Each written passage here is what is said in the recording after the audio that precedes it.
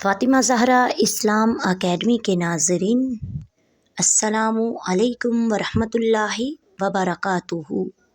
ہماری آج کی ویڈیو کا موضوع ہے سورۃ النساء کا ترجمہ و تفسیر۔ اعوذ باللہ من الشیطان الرجیم۔ پناہ مانگتا ہوں میں اللہ کی شیطان مردود کی شر سے۔ بسم اللہ الرحمن الرحیم۔ اللہ کے نام سے شروع جو بڑا مہربان رحم والا ہے۔ سورۃ النساء آیت نمبر 174۔ یا ایھا الناس قد جاءکم برہان من ربکم وانزلنا الیکم نورا مبینا۔ ترجمہ: اے لوگو، تمہارے پاس تمہارے پروردگار کی طرف سے ایک دلیل۔ فَأَمَّا الَّذِينَ آمَنُوا بِاللَّهِ وَاعْتَصَمُوا بِهِ فَسَيُدْخِلُهُمْ فِي رَحْمَةٍ مِّنْهُ وَفَضْلٍ وَيَهْدِيهِمْ إِلَيْهِ صِرَاطًا مُّسْتَقِيمًا۔ ترجمہ: سو جو لوگ اللہ تعالیٰ پر ایمان لائے اور انہوں نے اسے مضبوط پکڑا تو انہیں وہ اپنی رحمت اور اپنے فضل میں داخل کرے گا اور اپنے تک ان کو سیدھا راستہ دکھائے گا۔ آیت نمبر 175۔ یستفتونک قل اللہ یفتیکم فی الکلالہ ان امرؤ ہلک لیس لہ ولد ولہ اخت فلہا نصف ما ترک وہو یرثها ان لم یکن لہا ولد فإن کانتا اثنتین فلہما الثلثان مما ترک وإن كانوا إخوة رجالا ونساء فللذكر مثل حظ الأنثيين يبين الله لكم أن تضلوا والله بكل شيء عليم۔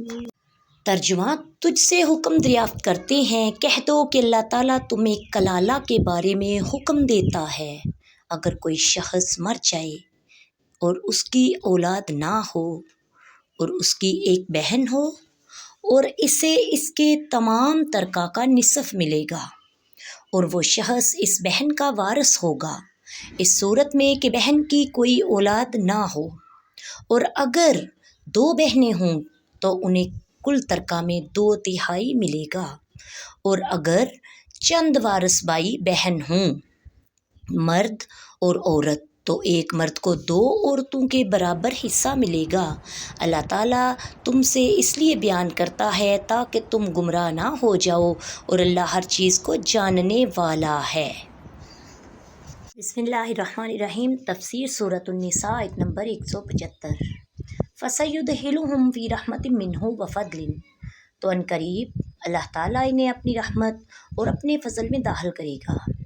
اللہ تعالیٰ ایمان والوں کو رحمت، فضل اور سیدھے راستے کی بشارت عطا فرما رہا ہے۔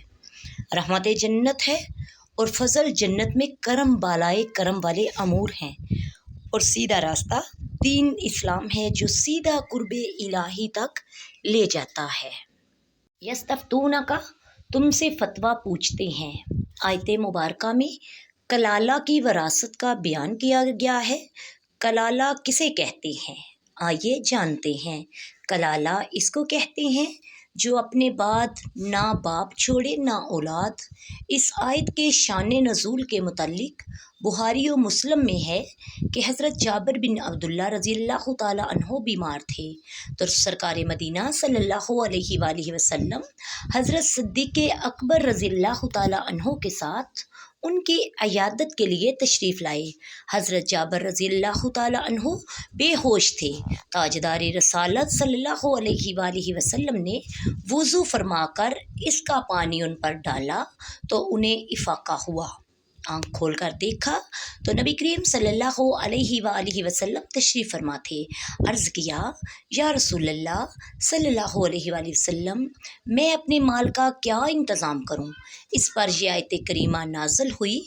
ابو داؤد کی روایت میں بھی یہی ہے کہ حضور پر نور نے حضرت جابر رضی اللہ تعالیٰ عنہ سے فرمایا، اے جابر، میرے علم میں تمہاری موت اس بیماری سے نہیں ہے۔ اس حدیث سے چند مسئلے معلوم ہوتے ہیں۔ نمبر 1، بزرگوں کا وضو پانی تبرک ہے اور اس کو حصول شفا کے لیے استعمال کرنا سنت ہے۔ نمبر 2، مریضوں کی عیادت سنت ہے۔ نمبر 3، نبی کریم صلی اللہ علیہ وآلہ وسلم کو اللہ تعالیٰ نے علوم غیب عطا فرمائے، اس لیے آقائے دو جہان کو معلوم تھا کہ حضرت جابر کی موت اس مرض سے نہیں ہوگی۔ آیت میں جو مسائل بیان ہوئے ہیں ان کا خلاصہ و وضاحت یہ ہے: اگر کوئی شخص فوت ہو تو اس کے ورثہ میں باپ اور اولاد نہ ہو تو سگی اور باپ شریک بہن کو وراثت سے مال کا آدھا حصہ ملے گا، جبکہ صرف ایک ہو یا اگر 2 سے زیادہ ہوں تو 2/3 حصہ ملے گا۔ قرآن مجید نے وراثت کا بیان فرما دیا کلالہ کہہ کر کہ اے میرے نبی، اگر یہ کلالہ کے بارے میں پوچھتے ہیں تو ان کو یہ بیان فرماؤ۔ نمبر 2، اور اگر بہن فوت ہوئی اور ورثہ میں نہ باپ ہو نہ ہی اولاد ہو تو بھائی اس کے کل مال کا وارث ہوگا۔ اگر فوت ہونے والے نے بہن بھائی دونوں چھوڑے تو بھائی کو بہن سے دگنا حصہ ملے گا۔ وراثت کے مسائل میں بہت وسعت اور قیود ہوتی ہے۔ آیت میں جو صورتیں موجود تھیں ان کو بیان کر دیا گیا ہے۔ اللہ تعالیٰ سے دعا ہے ہمیں قرآن پڑھنے پڑھانے اور اس پر عمل کرنے کی توفیق عطا فرمائے۔ وما علینا الا البلاغ المبین۔ السلام علیکم ورحمۃ اللہ وبرکاتہ۔